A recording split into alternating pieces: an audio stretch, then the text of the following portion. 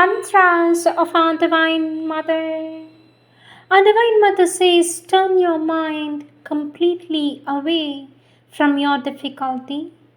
Concentrate exclusively on the light and the force coming from above. Let the Lord do for your body whatever He pleases. Hand over to Him totally the entire responsibility of your physical being. With always our love and blessings, says our Divine Mother.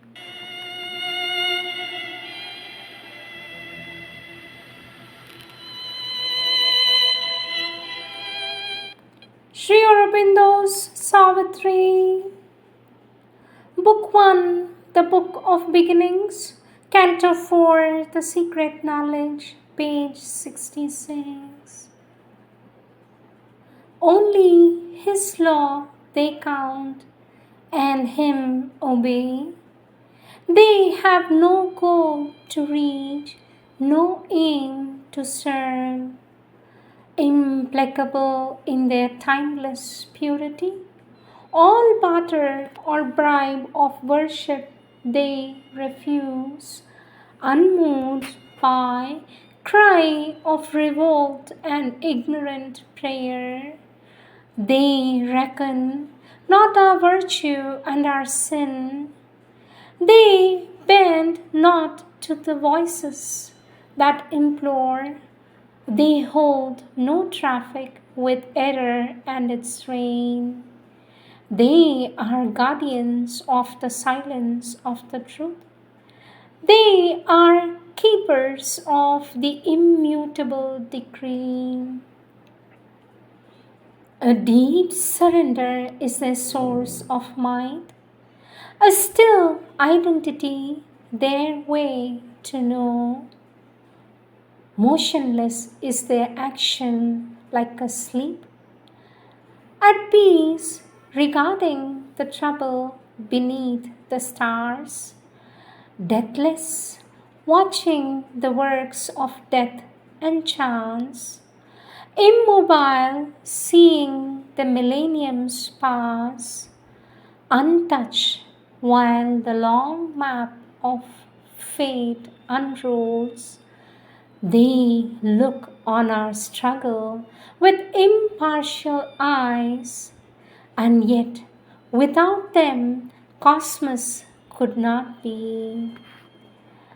Impervious to desire and doom and hope, their station of inviolable might, moveless upholds the world's enormous task. Its ignorance is by their knowledge lit, its yearning lasts by their indifference. As the height draws the low ever to climb, as the breaths draw the small to adventure vast, their aloofness drives man to surpass himself. Our passion heaves to wed the eternal calm, our dwarf surge mind to meet the omniscience force, acquiescing in the wisdom that made hell and the harsh utility of death and tears, acquiescing in the gradual steps of time. Careless they seem of the grief that stings the world's heart, careless of the pain that rends its body and life. Above joy and sorrow is that grandeurs walk. They have no portion in the good that dies. Mute, pure, they share not in the evil done. Else might their strength be marred and could not save.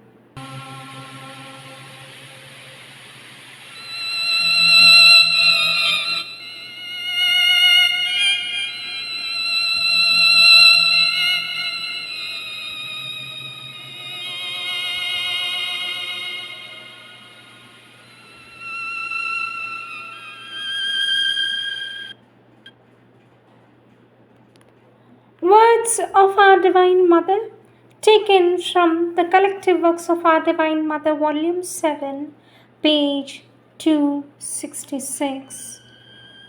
Subject, or rather topic, use of images for the entry into the psychic being.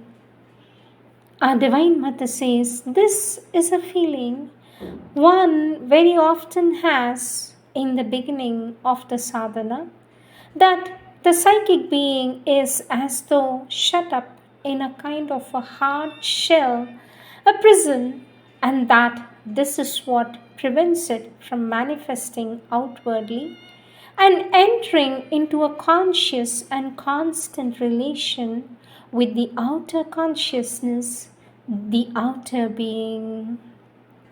One has altogether the feeling that it is as though enclosed in a box or in a prison with walls which must be broken or a door which must be forced in order to be able to enter. So, naturally, says our Divine Mother, if one can break the walls, open the door, it liberates the psychic being which was shut in and which can now manifest externally. All these are images, but each person naturally has his own personal image, his personal method with small modifications. Our Divine Mother says some of these images are very common to all those who have had the experience. For example, when one goes down into the depths of one's being to find the psychic right at the bottom of one's consciousness, there is this image of descending into a deep well, going down deeper and deeper, descending, and it is as though one were truly sinking into a well. Our Divine Mother says, naturally, all these are analogies, but they are associations with the experience of impressions which give a great deal of force and concrete reality to the experience.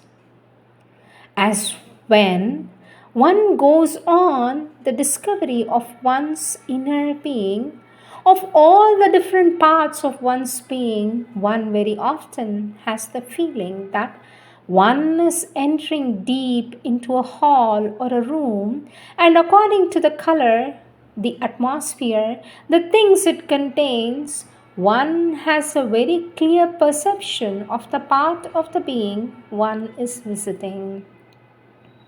And then one can go from one room to another, open doors and go into deeper and deeper rooms, each of which has its own character. Our Divine Mother says, and often these inner visits can be made during the night. Then it takes a still more concrete form like a dream. And one feels that he is entering a house and that this house is very familiar to him. And according to the time, the periods, it is internally different, and sometimes it may be in a state of a very great disorder, very great confusion, where everything is mixed up. Sometimes there are even broken things. It is quite a chaos. At other times, these things are organized, put in their place. It is as though one had arranged the household. One cleans up, puts it in order, and it is always the same house. Our Divine Mother says this house is the image, a kind of objective image of your inner being. In accordance with what you see there or do there, you have a symbolic representation of your psychological work. It is very useful for conscientizing. It depends on people. Some people are just intellectuals. For them, everything is expressed by ideas and not by images. But if they were to go down into a more material domain, well, they risk not touching things in their concrete reality. and remaining only in the domain of ideas, remaining in the mind and remaining there indefinitely. Then one thinks one is making progress, and mentally one has done so, though it is something altogether indefinite. Our Divine Mother says the mind's progress may take thousands of years, for it is a very vast and very indefinite field which is constantly renewed. But if one wants to progress in the vital and physical, well, this image representation becomes very useful for fixing the action, making it more concrete. Naturally, it does not happen completely at will. It depends on each one's nature. But those who have the power of concentrating with images, well, they have one more facility.